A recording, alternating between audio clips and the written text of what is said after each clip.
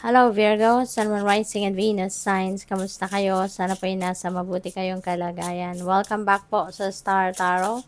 Kung bago kayo rito, welcome din kayo. Thank you sa inyong support. I truly appreciate it. God bless you all. Bravely market your magic. So maybe ngayon, Virgo, you are going to take a leap of faith, no? Magpapakatapang ka na ngayon, parang buhay na buhay ngayon ang inyong bravery and courage and inner strength for you to share sa mundo, ipakita sa mundo kung ano ang meron kayo, ano yung mga capabilities ninyo, ano yung mga kakayanan ninyo, no? Yung mga talents, skills, and gifts ninyo. So, maaaring sa ngayon, you're really going to showcase that, no? Baka sa kung ano man ang mga gagawin ninyo sa ngayon, maha-highlight ninyo sa ngayon kung ano yung mga kakayanan ninyo. What else? We have feed your artist. Wow, Virgo.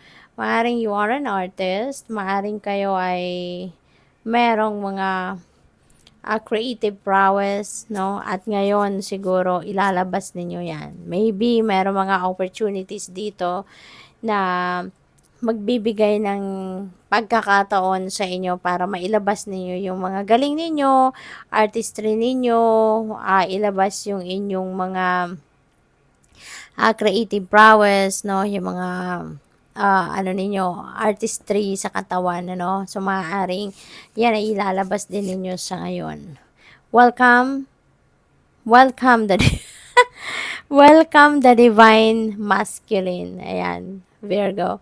So, parang nandito kayo ngayon sa puntong parang kayo yung boss, kayo yung masusunod, kayo yung idea ninyo yung susundan, yung opinion nyo yung susundan, parang ganon. And you are using your passion, you are using your creativity, you know, yung mga ganon. So, talagang parang ano kayo ngayon, parang yung iba't ibang qualities ninyo are going to be on display sa iba't ibang pagkakataon, sa iba't ibang sitwasyon sa buhay ninyo sa ngayon. Move beyond intention to belief. Ayan. So, siguro ngayon, magbibigay kayo ng importansya, no? Or bibigyan ninyo ngayon ng importansya yung inyong mga paniniwala, yung tradisyon, yung mga ganon. At maaring ano yan, ano, i-share ninyo yan sa iba. Maaring meron kayong mga pakikipag-collaborate with other people, you're going to do something, a project with other people na magagamit ninyo ang mga ito. No? You're going to practice the traditions and beliefs and you're going to share that with like-minded people, with like-minded friends. What else?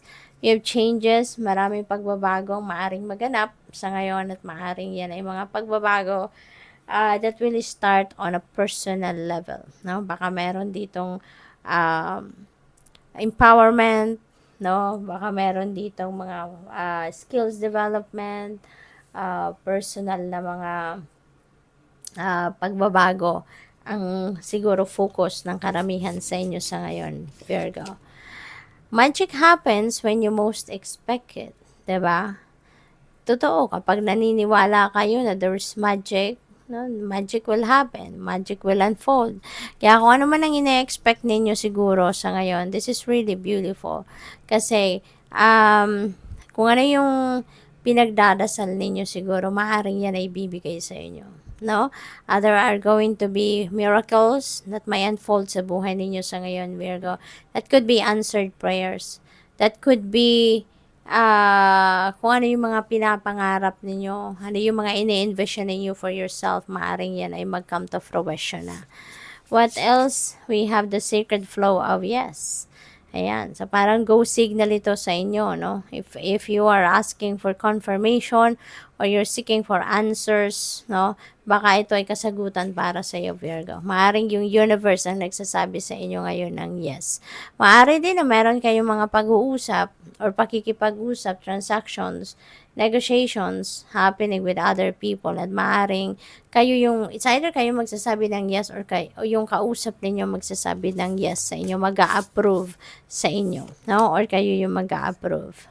Fear, serenity, yan, this could be what you need, no? Baka kailangan ninyo ng serenity, kailangan ninyo ng, maybe that is what you are seeking, tranquility, peace, no? Siguro, litong-lito kayo, nababato, pagod, siguro all over the place kayo, yung ganon, no? Yung isip ninyo fragmented, baka mga ganon ang inyong sitwasyon sa ngayon, Virgo. Kaya, maybe you are seeking for serenity. Maybe you are seeking for, tranquility and peace. Kaya, eto na, no? Ibigay ninyo yan sa sarili ninyo, Virgo. Okay? Step back a little, no? From what is making you busy, from what's keeping you, stressed out, no?